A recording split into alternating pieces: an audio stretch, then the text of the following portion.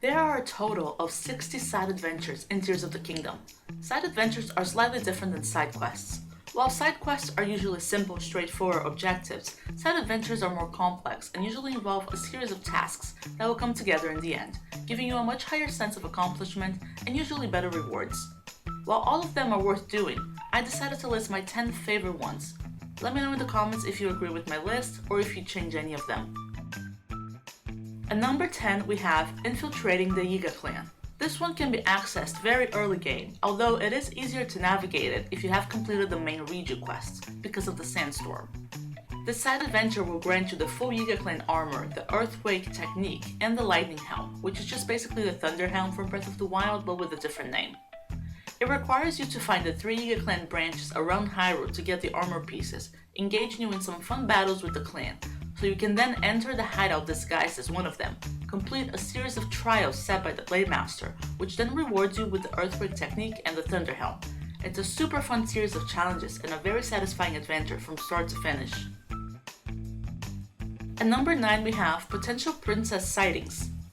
This is a huge side adventure that is probably easier to get done as you play the game casually, since you will naturally come across Pen, the friendly bird, as you visit the stables around Hyrule.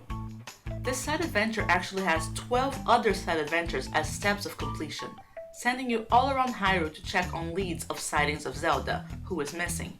You basically get a side hustle as a reporter of the Gazette, gathering clues and information about the reports, and it's just a lot of fun. As a reward, you get lots of rupees and the full set of the Froggy armor, which isn't that useful but looks pretty cool. At number 8 we have Ruffian Infested Village. When you start the game, you get hints that Lurin village is under attack, as you talk to various ex-villagers that have left the island in hopes of finding a safer place to live and to do business. Once you decide to go check it out, you find out that pirates have taken over Lurin and you have to battle monster forces around the area to bring the village back to safety. It's a super satisfying adventure as you see the villagers return to their home, and it leads to the next item on our list. At number 7 we have Lurin Village Restoration Project. After clearing out the pirates, Lurin Village still needs repairing as the monsters have left everything in chaos. With the help of Bolson, you will collect materials to restore the inn, the restaurant, the treasure shop, and the houses, and bring the village back to its feet. It's a super wholesome side adventure, and it also opens up a bunch of cool side quests. At number 6 we have the Mayro Election. Ever since the trailers for Tears of the Kingdom came out, the mushrooms at Hateno Village were a talking point. You basically are caught in the middle of a Mayro race between the characters of Reed and Cece, and you go through 4 other side adventures and 1 side quest in order to get to the final Mayro Election side adventure, and each step is more fun than the other. This is a great display of dynamics between NPCs, and it makes you feel super involved with Hateno Village. You get plenty of rewards along the way, and the ultimate reward is the CC hat, which is just peak design. At number 5 we have Master Koga of the Yiga clan.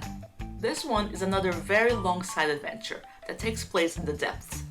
The main quest kinda leads you there anyway, especially if you go for early auto build, and it's a series of encounters with Master Koga, who gets sillier and sillier in his Zonai devices builds, making each battle more entertaining. It's a great way to showcase this beloved character while keeping things interesting, and it also pushes the player to explore the depths.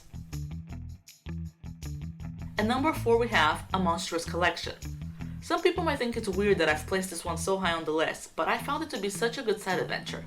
It's actually a set of 5 side adventures, all numbered accordingly, and it requires you to complete 2 other side adventures to have access to it. It's basically a hunt for monsters, so you can take pictures to show to Kilton and Hudson so that they can build incredibly detailed sculptures of the creatures.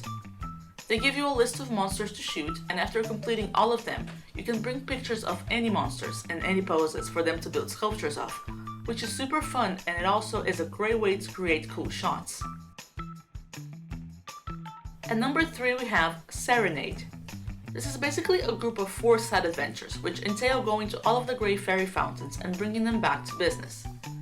You must be a Clover Gazette reporter to be able to trigger this. Basically, you have to gather the musical troupe to perform to each fairy, and this involves a lot of cool Ultra Hand puzzles, escort missions, and a lot of music. Expect lots of cool stable related rewards, and of course the ability to upgrade your armors. And number 2 we have Bring Peace. This is such a great side adventure that I almost had it at number 1. These spread out across 6 side adventures around Hyrule, and it involves attacking monster forces with the help of NPC Hawes and his army of warriors. You will meet them at different spots of the map: Hyrule, Decluda, Eldin, Akala, Faron, and Hebra, and engage in these super fun battles. This brings in a whole different dynamic to combat in Tears of the Kingdom, which is fighting alongside NPCs and feeling like a part of something, which is quite rare in Breath of the Wild and Tears of the Kingdom since you're mostly a lone warrior for the duration of the games. And finally, at number 1 we have Madisons Independence. This is a Tarrytown side adventure, and it goes way back. If you've played Breath of the Wild, you know Link helps build Tarrytown, and ultimately acts as a matchmaker for characters Hudson and Ronson. In Breath of the Wild, you are a guest at their wedding, and it's a super rewarding experience. Fast forward to Tears of the Kingdom, and the couple now have a daughter, a young Gerudo girl named Madison, who is now of age to be sent to Gerudo Town and begin her training.